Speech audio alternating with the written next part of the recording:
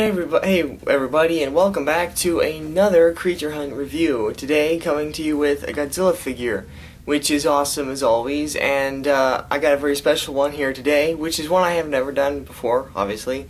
It is the movie monster series, Anguirus. Yeah, let's get to look at this guy. So first off, just who the heck is this guy? Well, he's Anguirus, and if you don't know who that is, then perhaps I should say his name correctly. Anguirus, or Anguirus, whatever you call him. I don't know why I call him Anguirus. It may be something left over from my illiterate childhood, but I've always called him Anguirus. And I may have explained that better in my older review of the standard version of this figure. You see, this is the movie monster series version. Actually, it's a re-release / remake of an older mold, which was released during the Godzilla Island series, then re-released during the Toho Kaiju series, and then finally, once again, re-released with better colors, updated plastic and everything as the movie monster series. And this is my favorite version, since the movie monster series is my favorite Bandai series also. But yeah, I'll go over the details of him very soon. But as to which version this is, because as you know there are many, well, not that many, but you know, as to which Anguirus this really is, it's kind of an issue of debate among kaiju fans.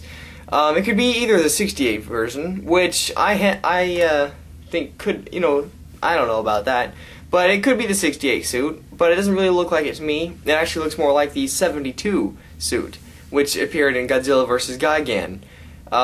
And so I would probably be more inclined to say it's the 72 version, because it just looks more like an updated version of an older suit, which would have been the 68 suit. And I'll probably go with 70s era Anguirus instead over 60s era. And not that there's really a whole lot of difference between the costumes, it's just that, you know, some people are picky, but I do understand that.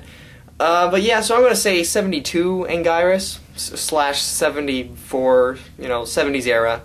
Anyway, so yeah, in fact, that's where this picture for his tag is taken from, I believe. Picture from Godzilla vs. Gigan. It could be the 68 suit. Once again, I'm not sure. But, neat picture for the tag. It's a classic movie monster series looking tag. You got the front full picture, which is neat. On the inside, same thing, and a bunch of Japanese stuff. Now on the back, you see the Godzilla 74 suit, or, yeah, 74. So that's probably where this figure takes its inspiration from. But, yeah, as you can see, he looks really neat, and, well, let's just take a closer look at him, eh? Despite Anguirus being sort of a boring, dull color as far as the movies go, this figure is actually very far from it. It's got lots of neat colors on it, including a very shimmery gold on its spikes, which, although it may not be movie accurate, is still very nice to look at. But, however, on the tail, when they try to paint the spikes gold, they ended up just spraying it, and it gets onto the tail scales, which is sort of annoying, but not too bad. So with the spikes, you got this sort of a bone white sort of color, which looks pretty accurate. Same for the horn, and even the teeth, and the the snaggle tooth there on each side. And then down to the claws as well. Pretty much a carbon copy of its older standard size version, just scaled down and in softer vinyl and with much improved painting. The eyes are very bright with a very stark contrast with the black pupil, gives him a bit of character, I think. And then as for the base color of his entire body, is this a sort of brownish color with a dark highlight here at his joints and on his belly as well. Just nice highlighting all around, which is once again another improvement from the original version, which was pretty just dull brown all over the place, with more gold coloring and not quite as meticulously covered on as it is here. The articulation on this guy is pretty standard. You don't have a neck movement, although there is a glue seal. It could possibly move, but why would you do that? You also have a arm, or I guess leg movement here with this guy, so he can just kind of spread out like that, and for the back legs, which, once again, are kind of useless since they just kind of drag back there, but you can move them in case you wanted to, have him walk on his tiptoes or something like that. But, yes, no tail movement. But, yeah, this is, articulation is identical to that of the standard version. It's pretty much, like I said, the same, and if you haven't seen my standard Anguirus review, then go check it out. It's pretty much the same figure, just scaled down, better paint job, and softer vinyl. And that's pretty much it for articulation, not a whole lot, but it is Anguirus, so he's not exactly the most acrobatic of the monsters, if you know what I mean. However, something on this figure that is kind of surprising, and that's the amount of detail that they managed to put on this little guy. Even down to his very face, he's got a lot of details, with all the ridges and bumps and little tiny prickly spines all over his face, kind of like a teenager with pimples. But also onto his legs with each individual sculpted scale, and even onto his feet as well. The back is pretty similar too, because in between the spikes you can also see on the skin sort of a rocky, sort of dandruffy looking skin, not all that pleasant to look at really. And then he got his little back feet that don't do anything at all.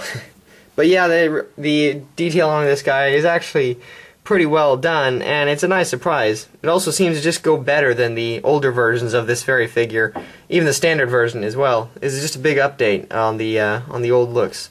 In fact, I'd almost say that this is probably the best version of this figure, standard included. But that might just be my own prejudice, seeing as how I am more partial to the 6-inch figures anyway. But I do like this guy, and in fact I'd never owned this particular one before, so that's pretty neat, and I have always wanted this particular version, I just never got it.